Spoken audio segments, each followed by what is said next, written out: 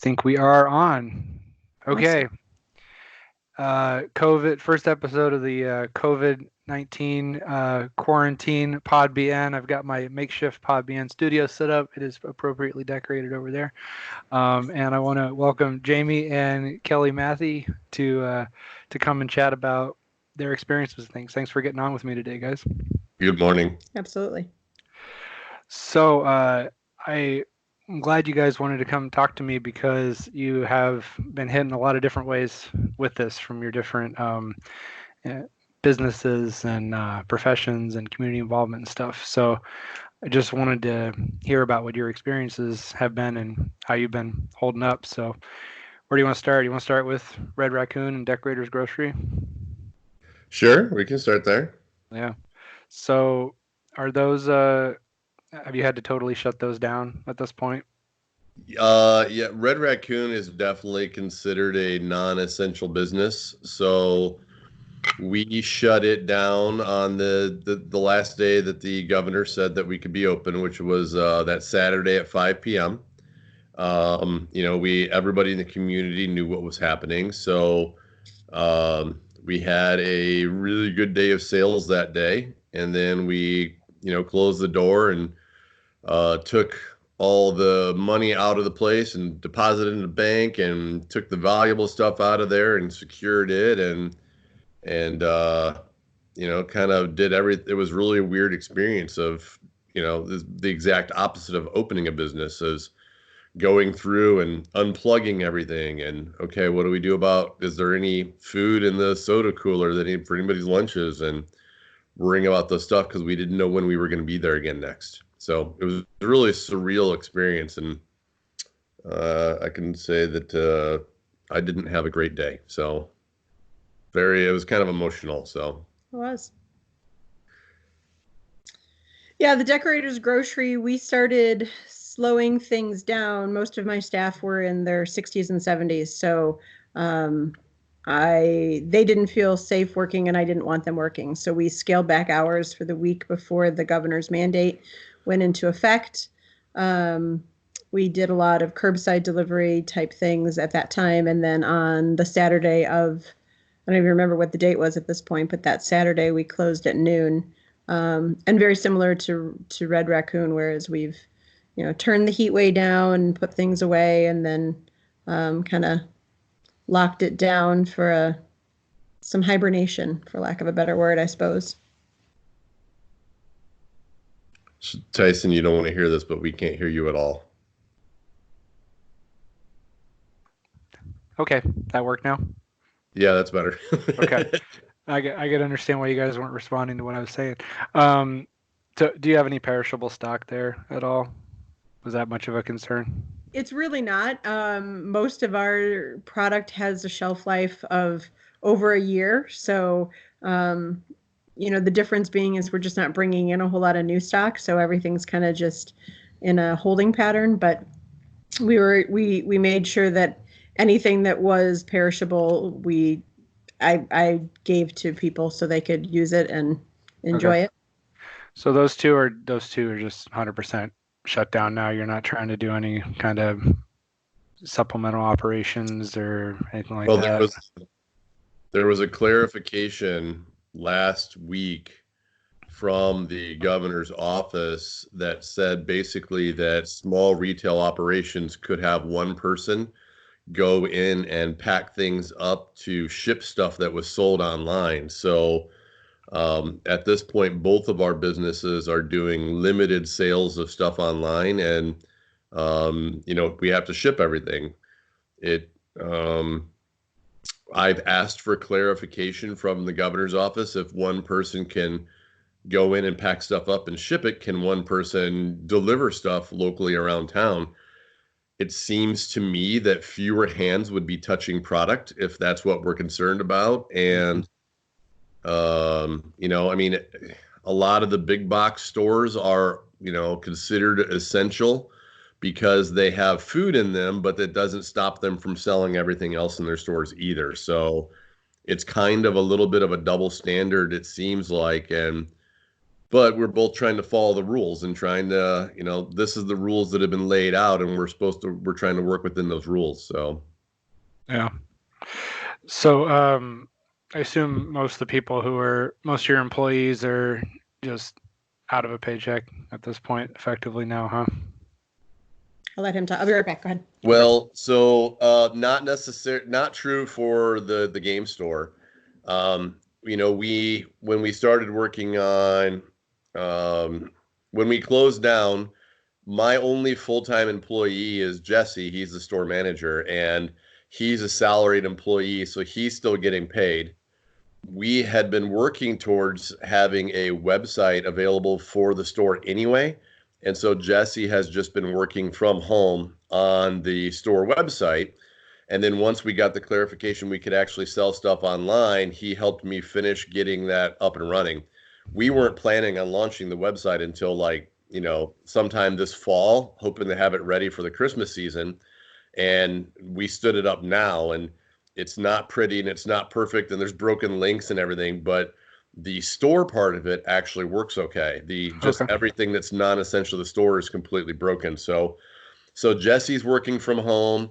A couple of my part-timers are still working. They're also helping put pictures and product descriptions on the store.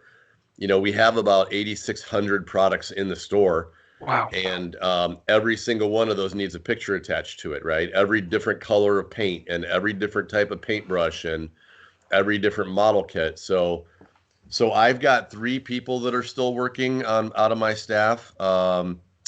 And the rest of them, everybody was offered hours if they wanted to work, but the rest of them have chosen not to. All the rest of them are part-timers that already have full-time jobs somewhere else. So, Oh, okay. yeah. All right. Man, I bet that what I said before, but I was on mute. You probably spend like a significant portion of your time there. I mean, that stores a lot of yourself, right? So I can imagine that putting it in shutdown mode was this the first time you've had to do that? Yeah. Yeah, I on any given week, I don't know, the vacation weeks there's 60 hours and then there's regular weeks, so um it I usually have to force myself to not go in on Sundays and take one day off during the week. And so that first week of not going to the store, I think I went in once to pick up a paintbrush, and that was the only time I was in there for the whole week. That was a very surreal experience. Yeah. Well, I'm sure you don't want to share like details for both of the businesses, but I mean, now that things are closed down through April, are you like, at what point do you start getting concerned about being able to reopen? Like, if this goes through May, or like, do you have a sense of where that is for you? So the Decorator's Grocery is kind of a unique beast in the fact that we're incredibly seasonal. We have a really, really strong sale surge in October, November, and December, and the rest of the year kind of just goes along. And we've done things since it opened in 1977. It's been around for a really long time, but we've done things to kind of supplement those things. All that's to say, because of our situation of being so seasonal, and we had a great November, October, December coming up, I think that although this is inconvenient and not great for our business, we'll be able to last the long haul. But again, I also have, pretty low overhead. I have very few employees. It's a kind of a unique business compared to something like Red Raccoon. Yeah, and Red Raccoon, we were saving up in order to do some interesting things later this year with the store. And so that savings is disappearing. If everything reopens by June, we are good.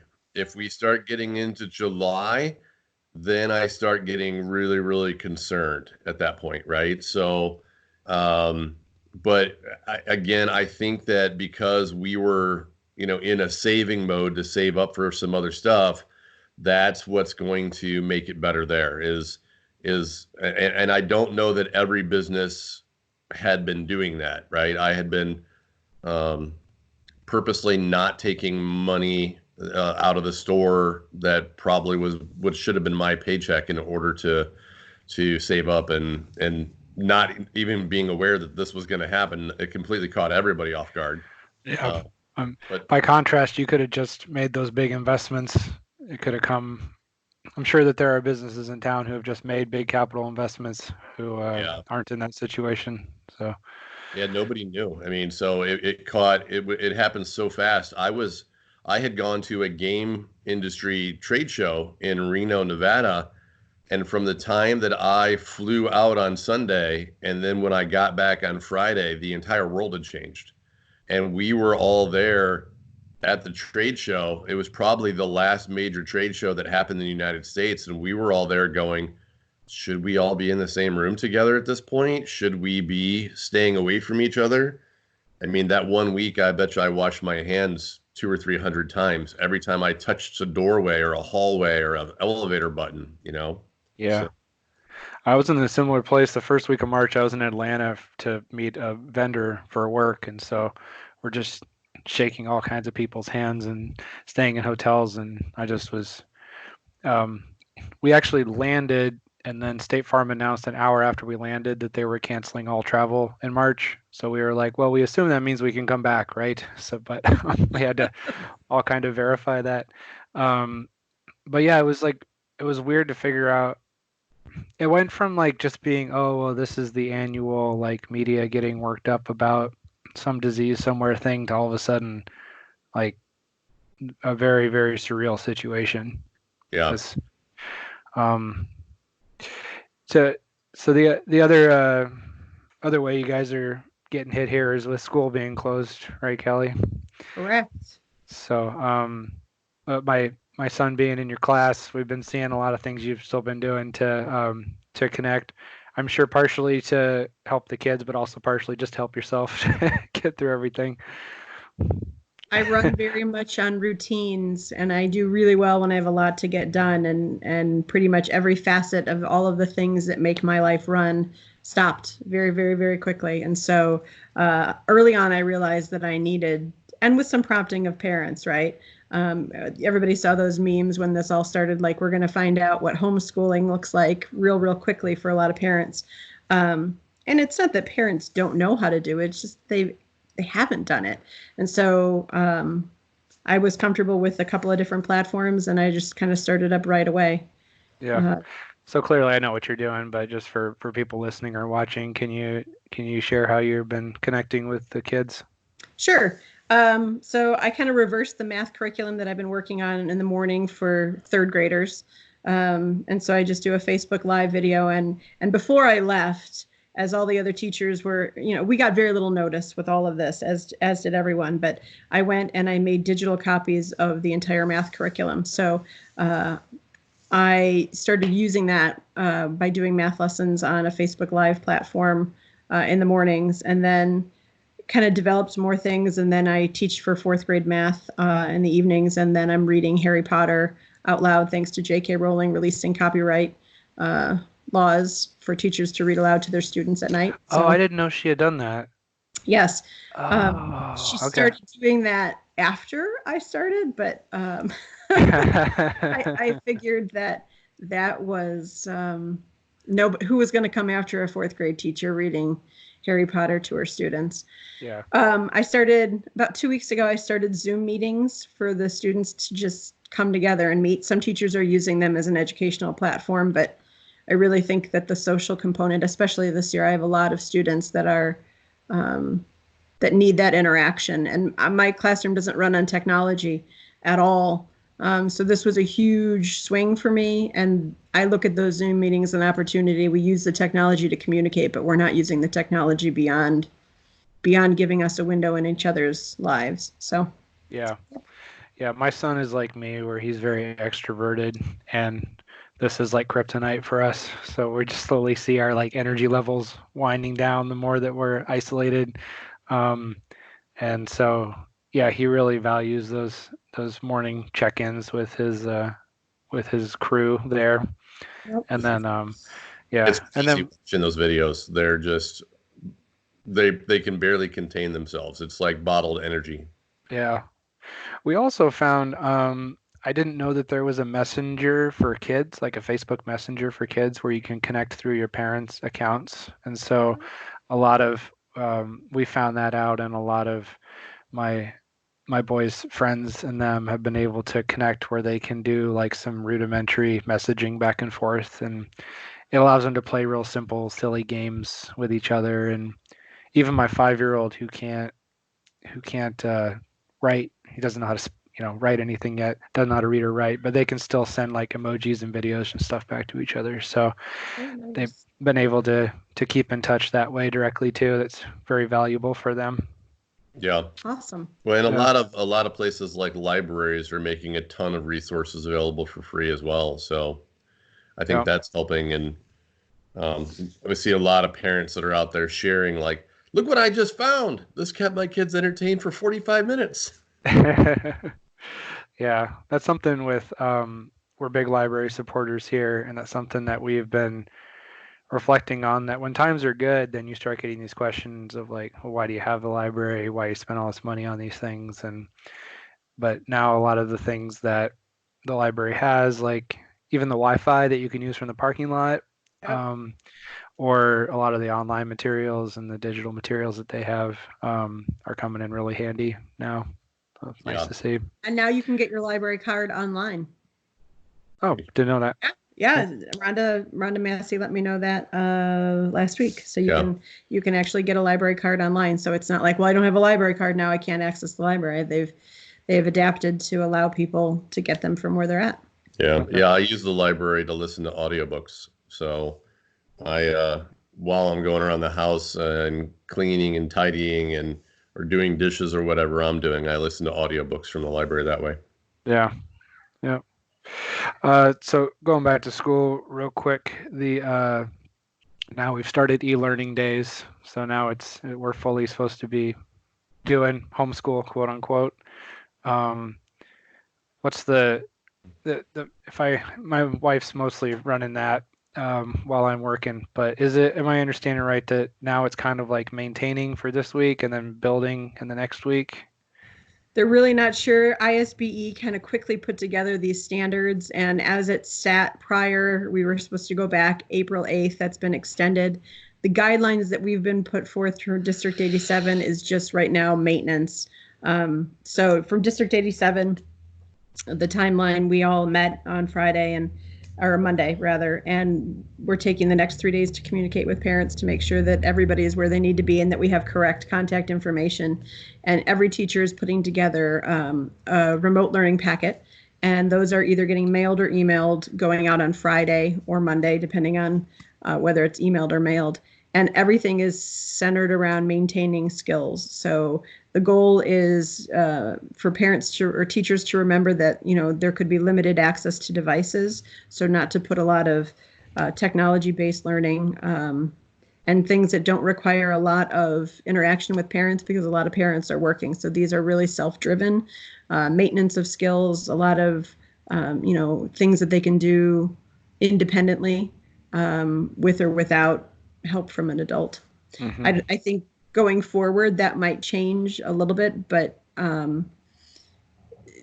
District 87 specifically has 5 remote learning training days, institute days for teachers that they're working really hard to get information to teachers as it goes. And those are scheduled like once every 10 days or once every 8 days, just to kind of keep us on the same track. So as of right now, it's maintenance, and I don't know going forward if it's going to be actual learning, actual new content learning.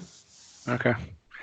Well, and I think one of the things that's interesting about this, going back to how fast this all happened, is, District 87, every third, fourth, and fifth grader in the district has a laptop. But this all happened so fast that the teachers nobody even knew to send the laptops home with all the kids. Yeah. So So the governor made the announcement after all of the students were loaded on buses and on their way home throughout the state of Illinois, which was a safety thing, right? I mean, there were plenty of people who complained about that, but it wasn't mass hysteria. Kids were already on their way home on the regular routines. We knew that everybody was getting to where they needed to be in the safest way possible. So there are pros and cons of every decision that you make and when you decide to make them, and that just happened to be where we were. Yeah. Mm-hmm. One of the big things at first was trying to make sure that people were taken care of who relied on school lunches and breakfasts. I saw some organizations around town pulling together with that. Can you talk a little bit about that, Kelly? Sure. Well, District 87 is providing meals on Tuesdays and Thursdays. When this all came down through the backpack program through Midwest Food Bank, all the schools get food distributed to them to send home with students at the end of the week on Fridays. And usually what would happen is the district would get a delivery, the schools would get all of that food delivered to them through our district van, and then teachers and schools and volunteers would distribute that to every student that got it on Fridays. Well, when this all happened, we didn't know that we weren't going to be in school. So a lot of the schools took all of their food and delivered all of those packets for a month's worth of food to those families. So that was kind of step one, which didn't get a lot of press because schools kind of just did it. It's kind of one of the things that a lot of the schools within this district and this community do. They just get things done. So that was kind of the first round of making sure that there was food that kids could prepare themselves. District 87 has kept all of the food service workers working through all of this. And like I said, on Tuesdays and Thursdays, they're distributing food at Sheridan and at the high school. And every teacher in District 87 is contacting parents to make sure that they have access to food and access to all the resources they need this week. That's one of the components we're doing for these remote learning days. And then there are different organizations throughout town that are picking up foods. There's a group, the Keep Blono Kids Blono. They all have different feedblonokids.org or something. I and think they're up to 8 different sites where they provide lunches. I know that there are restaurants in town that are providing food to a lot of the different schools. I know the United Way just took over one of the newest campaigns to make sure that kids have lunches. So. And that's changing all the time. All the different organizations seeing a need, they're popping up all over. But District 87 specifically is still providing meals twice a week, breakfast and lunch, for every student under up to 18 years old at those 2 spots. Okay. Any other major school stuff come to mind, or things about that experience that's surprised or shocked you? I think District 87 specifically is in a really good place. They didn't, nobody wanted this to happen and nobody was prepared for this to happen. But, with the technology, we've had some new people, Diane Wolf specifically. She's kind of versed us all really, really well in using Zoom to connect with each other as colleagues. And we've been able to do it for the last 3 quarters of the year. So implementing that to keep in contact with one another and also to set that up with students, we were so ahead of the curve because it was just a medium that we were really, really comfortable with. Mm-hmm. And I'm really fortunate that we have such a strong technological base in District 87. Jim Peterson does a great job of kind of keeping everything going. And as small of a district as we are comparatively, we're leading a lot of the districts in the state of how to get things done to meet the needs of students. Okay. Well, speaking of trying to use technology to have meetings, the last thing I wanted to ask you about was city council experiences. We try to keep this a family-friendly podcast, so I won't ask you what your real feelings were about not working out on the first night. But I guess from your vantage point, how was I guess for people who don't follow it, there was supposed to be a meeting that was virtual, but that didn't end up working out. So you were able to have a redo a few days later. But kind of what was that looking like behind the scenes for you, Jamie? Well, what the problem was is there. Well, I guess there's multiple problems. How about that? But the The underlying problem from it all is that we spent, 10 years with a city manager who considered IT as administrative overhead that should be squashed and the budget should be reduced as much as possible for every given reason, right? And nothing was moving forward. So for those people that listen to your podcast that know what I'm about to say, um, up until when Tim Gleason got hired, we were using Lotus Notes and Lotus Mail for our email system inside of the city. Which, when Mhm. I got elected and found that out, I was completely flabbergasted because IBM discontinued that in like 2009 or something like that. So, um, uh, so, so our technology inside of the city is not where I would like it to be. And I think that there are still a bunch of places where we can do things to make workers more efficient. So that's kind of a citywide underlying problem. Um, but it's getting better, right? Because did I just do something and break our call? Nope. Sorry, I I think you're got good. some. Oh, all right, I got a weird pop up where all of a sudden you're popping up in a second corner. Let me Oh, see. All right, there we go. Sorry. we're good. So that's a big underlying problem. The specific problem that we had with that council meeting is they were trying to make it so that we could call in remotely for those of us that weren't going to be at the council chambers, and they were trying to make the council chambers work at the same time. So anybody who wanted to go sit in the council chambers, which was only the mayor, Tim Gleason, and council member Donna Bolin were the only three people that were really there.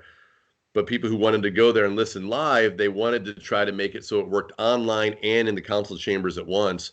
And the council chambers is designed with microphones so people can hear what's going on with microphones and speakers, which was causing a really nasty reverb cycle where it just kept reverbing over and over and over again. And it was to the point that when we were calling in, when I tried to say something, every word I said came back to me four times.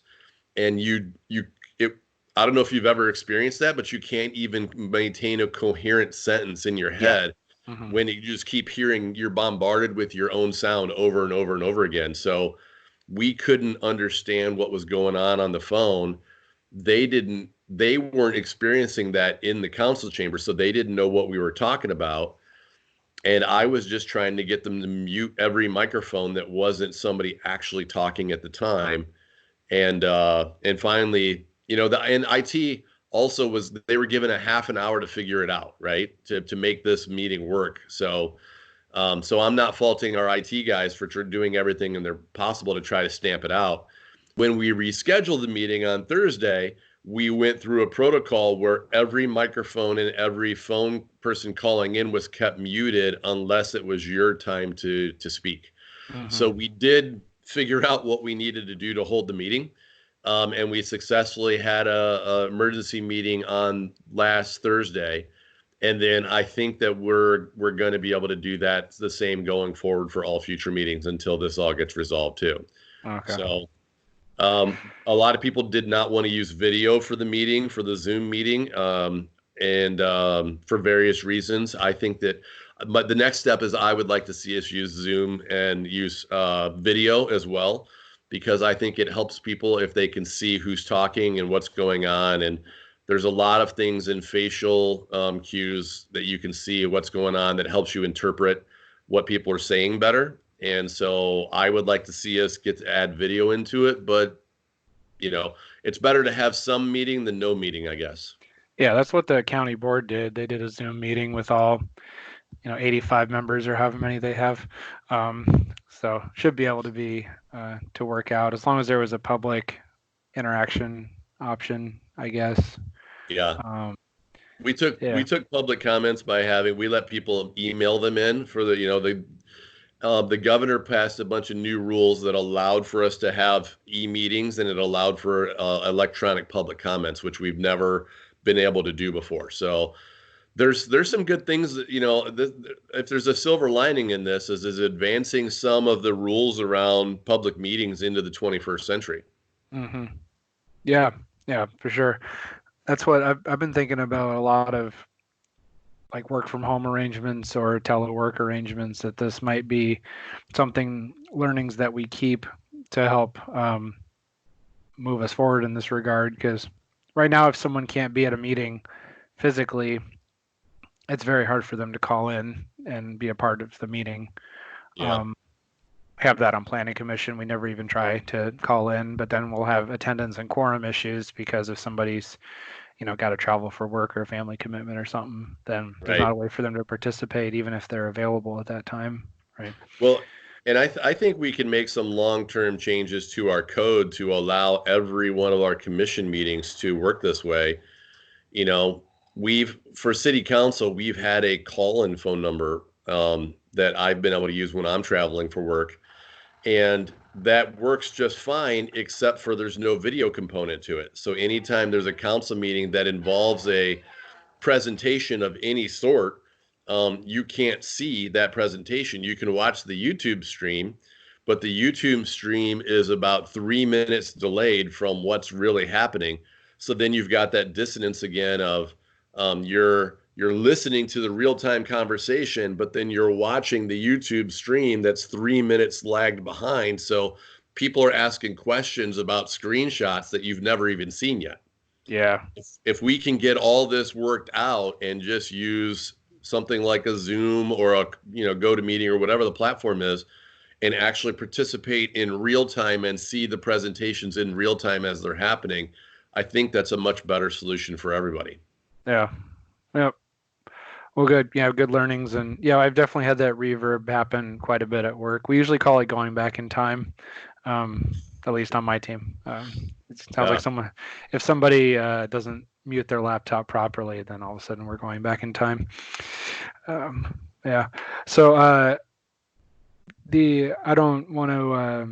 I don't know that we need to dig in too much to the emergency ordinance, but that was kind of a thing for a while too, trying to make sure to strike the right balance of powers in there. Well, I think there were some people that were fear mongering. I think that there were some people that were rightly concerned and being reasonable about it. And, just so everybody knows what we're talking about, in the emergency powers for the city of Bloomington, if an emergency is declared, it says that the mayor has the ability to call for cease of sales on guns, ammunition, gasoline, a whole bunch of different stuff that's in there. I actually tried to do some digging to find out why that stuff is in there. And nobody's sure why. It just got passed. There must have been some statewide or a federal push because it got passed in 1981 with almost no conversation about why it was being put into the emergency code. Almost every city in Illinois has the same things in their code, which is why maybe you and I have speculated that maybe there was some sort of a push to get these things added in.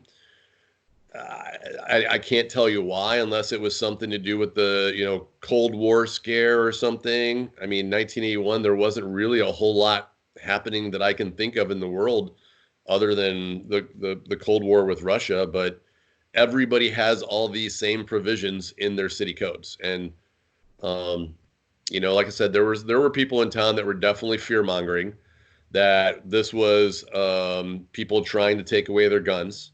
And I said, read the code. It doesn't say we can take away your guns. It says we can stop the sale of new guns for 48 hours. It doesn't say anything about anybody being able to go back and take your guns. So calm down. But there was other people like you who were pointing out logical things like, is this still relevant? We discover things in the code that's been evolving for 60 something years at this point. We discover things all the time that we look at it and go, why is that even still in there? Can we take that out now? It's no longer relevant. We found things in the code that we cleaned up when I first got elected that had to do with telegraphs. So yeah, we actually just in the recent zoning ordinance update, we took out some telegraph operator stuff that was still lingering around in the zoning code. So yeah, I know what you're talking about. Yeah, I think we struck a balance at that meeting where we appeased the fear mongers and we struck a good balance where we were able to make it so that the mayor and the city manager could do their jobs in this situation. And then we're going to circle back around and we're going to look at that code long term, and we're going to determine what needs to be there and what doesn't need to be there. And there's maybe one of the things is make three different sections of the code that cover three different types of emergencies. And so we can enact the code under, section 12, paragraph A for natural disaster, paragraph B for civil emergencies, and paragraph C for pandemics, right? And Mm-hmm. maybe that's one way that's been speculated, to say we'll put different powers in place for different situations that might occur. Yeah. The overall purpose of this emergency ordinance you passed, though, was to make sure that business could continue even if there were some logistical constraints due to the pandemic, right? Is that appropriate summary of what Yeah, the intent one of the was there? concerns is what happens if a bunch of the people on the city council or the mayor get sick, right? And we don't have a quorum. With the way that COVID-19 works, I mean, after traveling, I self-isolated, never went to City Hall when I got back because, I was on the plane ride back from coming back from Dallas to Bloomington and sitting next to an older gentleman who was hacking and coughing the entire flight. And in my head, all that was going through my head was, oh God, I'm totally going to have it after sitting next to this guy on the plane. And so I didn't want to go anywhere near City Hall and risk possibly infecting the entire Bloomington staff, right? And or other council members. But I think that's a big concern. The emergency ordinance says, okay, we defined a chain of command for the city manager to the deputy city manager, and if both of them got sick, to corporate counsel. And then we also defined how it would work if we couldn't even get enough city council members who were healthy to actually have a full meeting. We made it so that the city manager could do some emergency negotiating with our unions if he needed to in a situation to get us through whatever might be going on. We made it so bills could get paid and contracts could be filled, because the city is a major economic driver inside of the community. And if we shut down spending at the city, it's going to hurt a lot of businesses and a lot of people.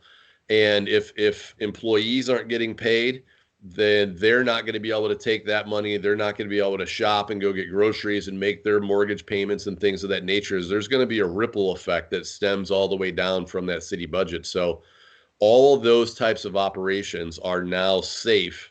And we declared it for 28 days. So until the last week of April, all that stuff is safe and is going to continue to move forward. Mm-hmm.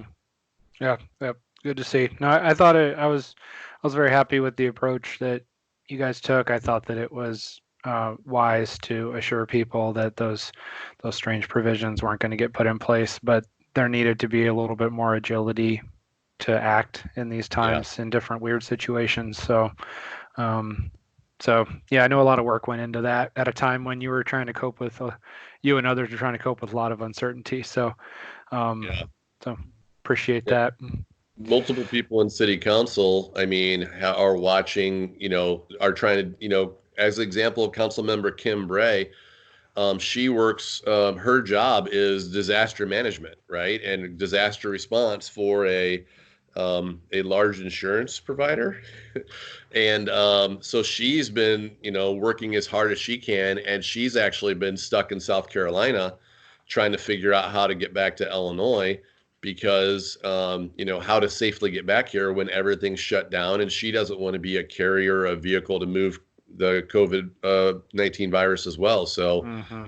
a lot of people doing a lot of work behind the scenes for their jobs, plus trying to deal with the city council and what we've got to do there too. So Yeah, yeah, it keeps life interesting. yeah, for sure. So, was Kelly still around? I had kind of one last question as both of you guys, but Yeah. so I'm curious. I'm curious about one of the hard things is being isolated and not having your same social circles and work aside and everything. So I'm curious about how you guys are still trying to stay connected, or if you see others around you like finding unique and interesting ways to connect and still have those relationships with our friends and family. We're really fortunate that we live fairly close to a couple of good friends. So we all take turns doing walks around several blocks and then take selfies of ourselves in front of their houses. We've had a couple of conversations where people have been out on their porch. So we've stayed on the sidewalk. And as we've been walking, we've been able to see them. We do something called the Tuesday night dinner. And it was a bunch of us who didn't have children, and we do a potluck at our house, and we've been doing it for years. So we're doing those via Zoom meetings, which helps quite a bit. We played a board game via a Zoom meeting with some friends. We did an escape room game with Okay. a camera pointed straight down so that it was always on the board. And then everybody was called in, and they were like, move that one this way so I can see what it says a little better, and shift that picture over here. Kelly's called mom on FaceTime every night so that she can see her mom and talk to her mom a little bit. You had a D&D game for like 5 hours last night. Yeah. There's a whole lot of Dungeons and Dragons being played over Zoom meetings right now. So I played, my crew normally gets together once a month, and we played last night over Zoom. So that was fun. And it was good to just, everybody needed a little bit of a break from dealing with some of the zaniness that we're living in right now. I'd be very interested to see the statistics of the number of text messages that are happening in the month of March and April. I'm sure that Verizon and Sprint are all keeping track of that. It would be interesting to compare that to every other month. I'd be interested because I think a lot of people are using that as I would like to see how many puzzles have gotten done. Lifeline. Yeah, I saw some impressive puzzles on Facebook from you guys too. So yeah, we've only finished one so far, but people text me at the game store all the time, like, look what we just did, and so I get all these puzzles that they've completed, and sometimes I'm like, I didn't sell you that one, but it's okay because they're having fun, they're doing puzzles, and we've been. When we started shipping stuff, a lot of I'd say probably 75% of what we ship so far have been puzzles. Oh, interesting. Okay. Yeah, people are really getting into puzzles right now. It's like there's a puzzle resurgence. So yeah. Oh, cool. I have a board game group that I go to every Thursday evening, and we found some apps of games that we play, so we can play them on our iPads, and it's not as much fun because you're not kind of chatting and talking to each other. Do you want to say hi, Asa? Hi. Asa, I haven't seen your face. How are you? Asa, I haven't seen your face. How are you? Good. Oh, you look really good. Have you lost any teeth yet? Nope. Nope. Are you getting along with your brothers? Well, not very good. not so much. No, but did you eat any of Eli's muffins? Were they delicious? Yep. You want to show him your egg? It's supposed to go in the window, and I poked holes in it. The sun will come through it, and it's gonna look very cool. I've already done it, but I'm just gonna bring it up to show Dad. Which window are you putting it out of? Well, I'm gonna put it on my window, but I'm gonna show Dad. Okay. All right. I'm gonna finish. That's great. Oh, you need the tape. Okay. All right. There you go, Asa. There's the tape. Here you go. So we now know how your family's keeping busy during the COVID-19. Yeah, we've been doing a thing where we decorate our windows in different ways, so when people are walking by, then they can see decorations and things. So that's kind of fun too. And then playing the games together is fun, but the way we're doing it is since it's just through an app, we don't get that kind of ability to talk to each other too. So it's not quite filling the same need, but it's still fun to, interact with some people. Yeah, I know a lot of people that are they're playing the game online, but they're using Skype or Zoom or something like that to talk to each other while they're playing. Yeah, that's what we It's were not just the talking same, about how but next time we might be able to do something like that. So, yeah. well, there's a lot of cool board games out there. So I picked up a few that I just see it as my responsibility to stimulate the economy. So I grabbed Catan from your shop before it closed, and so I'd encourage other people to take this opportunity to get into some new board games or some baking activities if they want. Check you guys out online, huh? Thank you. Well, it sounds like you've got a mostly unplayed copy of Catan Junior as well. Yep, yep. Although Susan has started playing that with them now. It's more I'm it was a little too easy for me, but she's enjoyed that. So I'm trying to keep it pristine though, so I can put it up on the used shelf whenever your shop opens back up. So yeah, I kept trying to find ways to make it harder. Like I kept adding rules. I was like, well, now you can't. Yeah, but anyway. All right. Well, good luck to you guys. Hope too. hope you got enough room there that you're able to not getting sick of each other after so much time together, and you can be thankful. I think it's probably easier to hunker down without kids, but probably not as interesting, I would say. So Definitely not as interesting. Our cats are very confused as to why we're here all the time. yeah. All Sure. right. Well, before I stop, I just want to thank our podcast sponsors, Play Normal Esports, BRE Law, and Normal Gadgets. I think there's Normal Gadgets is still open for your broken cell phone and device needs, and also cell phone cleaning. So if anyone needs to get their cell phone professionally cleaned, they know what they're doing there.